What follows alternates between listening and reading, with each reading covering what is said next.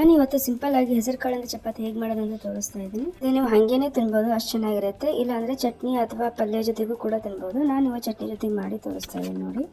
ತುಂಬ simple but ಟೇಸ್ಟಿಯಾಗಿರುತ್ತೆ. ಬನ್ನಿ ನೋಡೋಣ ಹೆಂಗೆ ಮಾಡೋಣ ಅಂತ. ನನ್ನ ವಿಡಿಯೋ ಯಾರೋ ಹೊಸದಾಗಿ ನೋಡ್ತಾರೆ ಪ್ಲೀಸ್ ಲೈಕ್ ಮಾಡಿ, ಹಾಗೆ ಸಬ್ಸ್ಕ್ರೈಬ್ ಮಾಡ್ಕೊಳ್ಳಿ. ನಾನು 2 ಕಪ್ ಹೆಸರು ಕಾಳು ಮೊಳಕೆ ಬರಿಸಿ ಎತ್ತಿಟ್ಕೊಂಡಿದ್ದೀನಿ. ಇದನ್ನು ಮಿಕ್ಸಿ ಗ್ರೈಂಡರ್ಗೆ ಹಾಕ್ತಿದ್ದೀನಿ. ಹಾಗೆ ಇದಕ್ಕೆ ಒಂದು ಈರುಳ್ಳಿ, ಒಂದು 4-5 ಬೆಳ್ಳುಳ್ಳಿ, ಹಾಗೆ ಒಂದು 5-6 ಹಸಿಮೆಣಸಿನ್ಕಾಯಿ.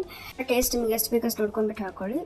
ನಾನಿವಾಗ ಗ್ರೈಂಡ್ ಮಾಡ್ಕೊಂಬಂದಿದ್ದೀನಿ ನೋಡಿ. ಇದನ್ನ ಒಂದು ಬೌಲಿಗೆ ಹಾಕೊಂಡ್ಬಿಟ್ಟು ಇದಕ್ಕೆ ಆಗಷ್ಟು ಗೋಧಿ ಹಿಟ್ಟು ಹಾಕೊಂಡಿದ್ದೀನಿ. ಇದನ್ನ ಹೆಸರಿಗೆ ಗ್ರೈಂಡ್ ಮಾಡ್ಕೊಳ್ಳೋದು, ಅದಕ್ಕೆ ಒಂದಷ್ಟು ಗೋಧಿ ಹಿಟ್ಟು ಹಾಕೊಂಡು ಸ್ವಲ್ಪ ಉಪ್ಪು ಹಾಕಿ ಚಪಾತಿ ಹಿಟ್ಟು ಕಲಸೋ ಥರ ಕಲಿಸ್ಕೊಂಡ್ಬಿಟ್ಟು ಎತ್ತಿಟ್ಕೊಳ್ಳಿ. ಇದನ್ನ ಇಮಿಡಿಯೇಟಾಗಿ ಮಾಡ್ಬೋದು, ಏನು ನೆನೆಸಿಡ್ಬೇಕಂತೇನು ಅವಶ್ಯಕತೆ ಇಲ್ಲ. ಸ್ವಲ್ಪ ಗಟ್ಟಿಯಾಗಿ ಮಾಡ್ಕೊಳ್ಳಿ. ಸ್ವಲ್ಪ ಮಾಡ್ತಾ ಸ್ವಲ್ಪ ಮೆತ್ತಗಾಗ್ಬೋದು. ಅದಕ್ಕೋಸ್ಕರ ನಾನಿಲ್ಲಿ ಚಪಾತಿ ಹಿಟ್ಟನ್ನ ಸೇಮ್ ಚಪಾತಿ ಲಟ್ಟಿಸ್ತೀವಲ್ಲ ಆ ಥರ ಲಟ್ಟಿಸೋದು ಅಷ್ಟೇ.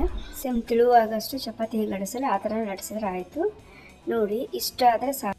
ನೋಡಿ ಇಷ್ಟು ಥಿಕ್ನೆಸ್ ಇದ್ದರೆ ಪರ್ಫೆಕ್ಟ್ ಆಗಿದೆ. ನೋಡಿ ಇದು ಎಡ್ಜಸ್ ಎಲ್ಲ ಸರಿಯಾಗಿರಲ್ಲ, ಇದಕ್ಕೊಂದು ಶೇಪ್ ಕೊಡೋಣ. ಸೊ ನಿಮ್ಮ ಕಡೆ ಯಾವ ಥರ ಸೈಜ್ ಬೇಕೋ ಅಷ್ಟು ಬೌಲ್ ತೊಗೊಂಡ್ಬಿಟ್ಟು ಈ ಥರ ಶೇಪ್ ಕೊಟ್ಕೊಂಡ್ಬಿಟ್ಟು ಮಾಡ್ಕೊಳ್ಳಿ.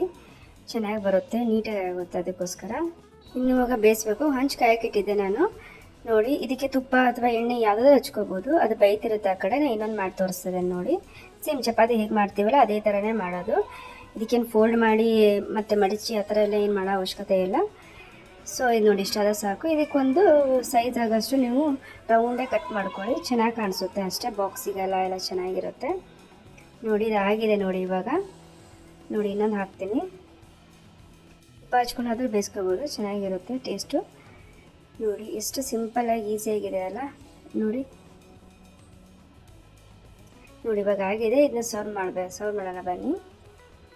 ನೋಡಿ ನಾನು ಇದಕ್ಕೆ ಶೇಂಗಾ ಚಟ್ನಿ ಮಾಡಿದ್ದೀನಿ. ನೀವು ಇನ್ನು ಹಾಗೆ ತಿನ್ಬೋದು, ಅಷ್ಟು ಚೆನ್ನಾಗಿರುತ್ತೆ. ಒಂದ್ಸಲ ಟ್ರೈ ಮಾಡಿ. ನೋಡಿದ್ರೆ ಸಿಂಪಲ್ಲಾಗಿ ಟೇಸ್ಟಿಯಾಗಿ ಹೆಲ್ದಿಯಾಗಿ ಹೇಗೆ ಮಾಡೋದಂತ. ಸಿಂಪಲ್ಲಾಗಿ ಟೇಸ್ಟಿಯಾಗಿ ಅಡುಗೆಗೆ ಪ್ಲೀಸ್ ಲೈಕ್ ಮಾಡಿ, ಹಾಗೆ ಸಬ್ಸ್ಕ್ರೈಬ್ ಮಾಡ್ಕೊಳ್ಳಿ. ನಿಮ್ಮ ಫ್ರೆಂಡ್ಸ್ ಆ್ಯಂಡ್ ಫ್ಯಾಮಿಲೀಸ್ ಕೂಡ ಶೇರ್ ಮಾಡಿ.